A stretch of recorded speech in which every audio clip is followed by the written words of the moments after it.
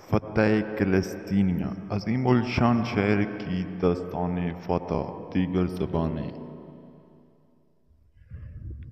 کلسطینیہ 29 مئی 1453 کو سلطنت عثمانیہ کے ہاتھوں فتح ہوا۔ صدیوں تک مسلم حکمرانوں کی کوششوں کے باوجود دنیا کے اس عظیم الشان شہر کی فتح عثمانی سلطان محمد ثانی کے حصے میں آئی، جو فتح کے بعد سلطان محمد فاتح کہلائے۔ سلطان محمد فاتح نے اجلاس کے دوران اپنے درباریوں پر جو کلسطینیہ کو فتح کرنے کا متفقہ فیصلہ کر چکے تھے، یہ واضح کیا کہ رومی سلطنت عثمانی تخت و تاج کے دعوے داروں کو اپنا دیتی رہی تھی اور اس طرح مسلسل خانہ جنگوں کا باعث بنی۔ اس سے امر کو بھی زیر بحث لایا گیا کہ یہ رومی سلطنت ہی تھی جو جنگیں چھڑنے میں پیش تھی۔ کلسطینیہ کو سلونیکا کی طرح مغربی کیتھولکس کے حوالے کرنے کا یہ مطلب ہو گیا کہ عثمانی سلطنت کبھی بھی مکمل طور پر خود مختار نہ ہو سکے گی۔ کلسطینیہ کا محاصرہ 6 اپریل سے 29 مئی 1453 تک کل 54 دن جاری رہا۔ رومی قیصر الیون کی مدد کے لیے ہنگری کی تیاریوں میں وینس کی بیریا کی روانگی کی خبر آ چکی تھی۔ سلطان محمد فاتح نے حملے کا حکم دیا۔ عثمانی بیریا بیڑے کی مداخلت روکنے کے لیے دشمن نے کلسطینیہ کے ساحل پر باڑ لگوا دی۔ محمد نے اپنے جہازوں کو شہر کی دوسری جانب لے جانے کا حکم دیا۔ محمد کی افواج سراغ کے ذریعے، جو اب تک ناقابل رسائی تصور کیا جاتا تھا، اپنے جہازوں سمیت کلسطینیہ کے پچھلے دروازوں پر پہنچ گئی۔ کلسطینیہ فتح ہو گیا۔ یونانیوں کو کلسطینیہ واپس آنے کی اجازت دی گئی، جو فتح کے بعد ہر جانیں ادا کرنے لگے اور انہیں ایک خاص مدت کے لیے محاصرہ سے چھوٹ دی گئی۔ فتح کے اگلے روز کلسطینیہ کے بڑے وزیر چنڈرلے کو برطرف کر کے گرفتار کر لیا گیا اور اس کی جگہ اس کے حریف زاگرس کو تعینات کر دیا گیا۔ کلسطینیہ کی فتح نے سلطان محمد فاتح کو راتوں رات مسلم دنیا کا مشہور ترین سلطان بنا دیا۔ عظیم پلتینی سلطنت کے تمام ایشیائی ممالک پر عثمانی قابض ہو گئے تھے، لہذا یورپ میں بھی صرف کلسطینیہ اور اس کے مضافات اس میں شامل ہونا باقی تھے۔ سلطنت عثمانیہ کلسطینیہ کی فتح کے بعد ادھوری تھی۔ ایک اوربان نامی توپ خانے کا ماہر تھا پاکر سلطنت عثمانیہ کے علاقے میں چلا آیا۔ اس نے سلطان کو ایک بہترین توپ بنا کر دی، جس کی سنگی گولوں کا قطر 2.5 فٹ تھا۔ 26 ربیع الاول 857 عیسوی کے مطابق 6 اپریل 1453 کو زبردست محاصرے کے آغاز کر دیا گیا۔ مسلسل انتھک محنت اور جان فشانی کے بعد 29 مئی 1453 فی جمادی الاول کو بالآخر کلسطینیہ فتح یاب ہوا۔ کلسطینیہ کی فتح محض ایک شہر پر ایک بادشاہ کے اقتدار کا خاتمہ اور دوسرے کا اقتدار کا آغاز نہیں تھا۔ اس واقعے کے ساتھ ہی دنیا کی تاریخ کا ایک باب ختم ہوا اور دوسرے کی ابتدا ہوئی تھی۔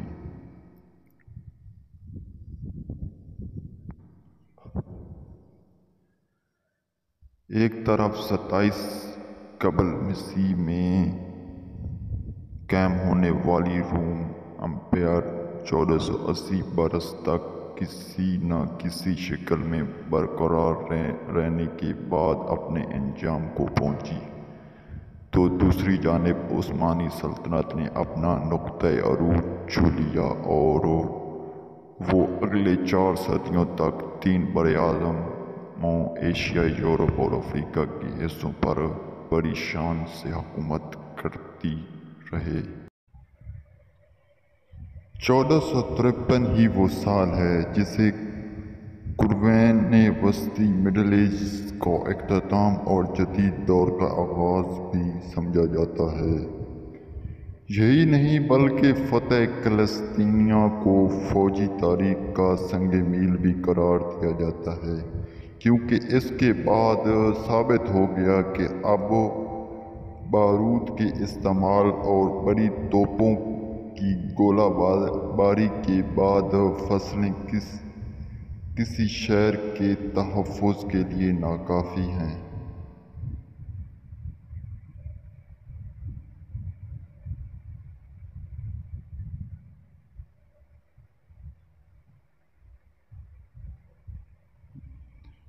سلطان محمد فاتح کا خاکہ شہر پر ترکوں کے قبضے کے بعد یہاں سے ہزاروں کی تعداد میں یونانی بولنے والے شہری بھاگ کر یورپ اور خاص طور پر اٹلی کے مختلف شہروں میں جا بسے۔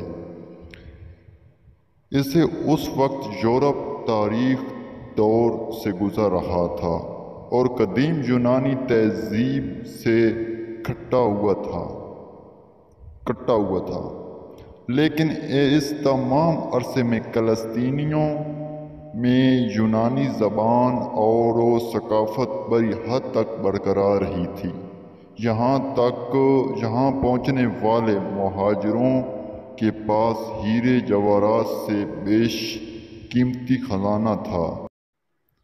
ارسطو، افلاطون، جالیینوس اور دوسرے حکماء عملا کی اصل یونانی زبان کے نسخے، ان سب نے یورپ میں قدیم یونانی علوم کے احیاء میں زبردست کردار ادا کیا، اور مورخوں کے مطابق انہی کی وجہ سے یورپ میں انشاق الناس کا آغاز ہوا، جس نے آنے والی صدیوں میں یورپ کو باقی دنیا سے سبقت لینے میں مدد دی، جو آج بھی برقرار ہے۔ تاہم نوجوان سلطان محمد کو، جسے آج دنیا سلطان محمد فاتح کے نام سے جانتی ہے، 29 مئی کی صبح جو شہر نظر آیا، یہ وہ شہر نہیں تھا جس کی شان و شوکت کے افسانے اس نے بچپن سے سن رکھے تھے۔ طویل انصراف کے بعد فلسطینی سلطنت آخری سانسیں لے رہی تھی، اور قسطنطنیہ جو صدیوں تک دنیا کا سب سے بڑا اور سب سے مالدار شہر رہا تھا، اب اس کی آبادی سکڑ کر چند ہزار رہ گئی تھی، اور شہر کے کئی حصے ویرانی کے سبب ایک دوسرے سے کٹ ہو کر الگ الگ دیہاتوں میں تبدیل ہو گئے تھے۔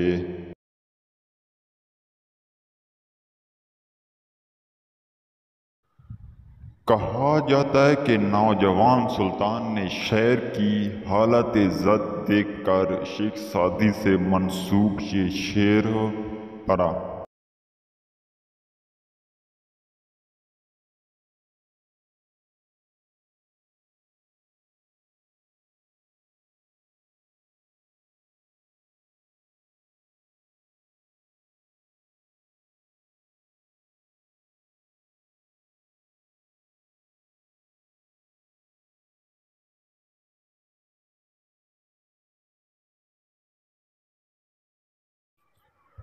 "1450 میں مشرقی بحر روم کے ممالک رومی علاقے بنفشی رنگ میں دکھائی دیے گئے ہیں، اور عثمانی سلطنت کے علاقے زرد رنگ میں دکھائے گئے ہیں۔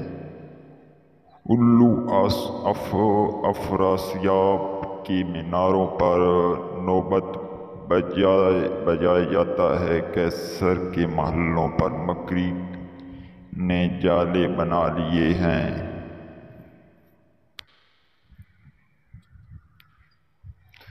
قسطنطنیہ کا قدیم نام بلستینیا تھا، لیکن جب 330 عیسوی میں رومی قیصر کونسٹنٹین اول نے اپنا دارالحکومت روم سے یہاں منتقل کیا تو شہر کا نام بدل کر اپنے نام کی مناسبت سے قسطنطنیہ کر دیا، جو عربوں کے ہاں پہنچا قسطنطنیہ بن گیا۔ مغرب میں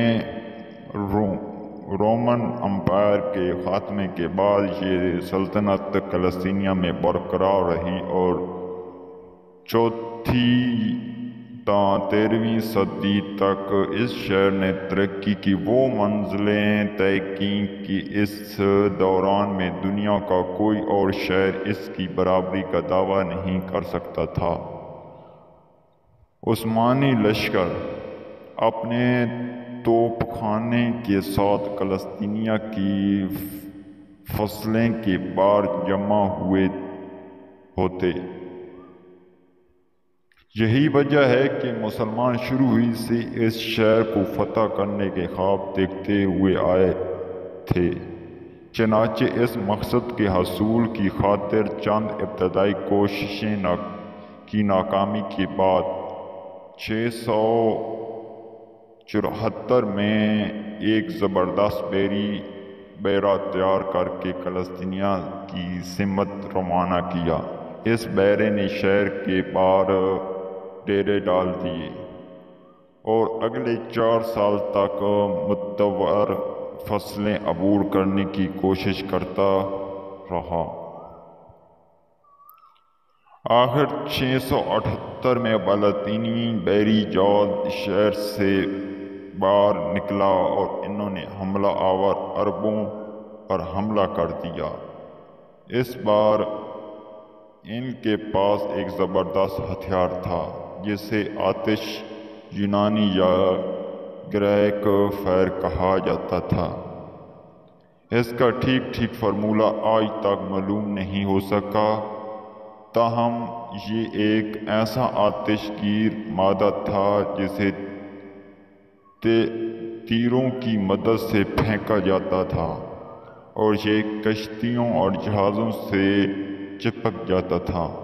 مزید یہ کہ پانی ڈالنے سے اس کی آگ مزید بھڑک جاتی تھی۔ عرب اس آفت کے مقابلے کے لیے تیار نہیں تھے، چنانچہ دیکھتے ہی دیکھتے تمام بیڑے آتش زد کا منظر پیش کرنے لگے۔ سپاہیوں نے پانی میں کود کر جان بچانے کی کوشش کی، لیکن یہاں بھی پناہ نہ ملی، کیونکہ آتش یونانی پانی کی سطح پر گر کر بھی جلتی رہتی تھی اور ایسا لگتا تھا جیسے پورا بحر مرمر نے آگ پکڑ لی ہے۔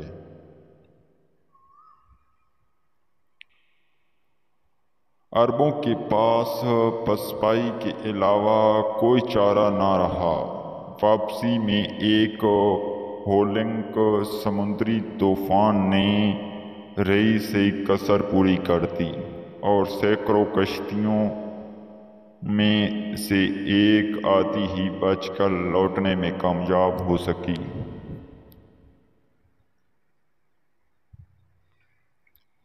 اسی محاصرے کے دوران شہر مشہور صحابی ابو ایوب انصاری نے بھی اپنی جان آفرید کے سپرد کر دی۔ ان کا مقبرہ آج بھی شہر کے فضال کے پار ہے۔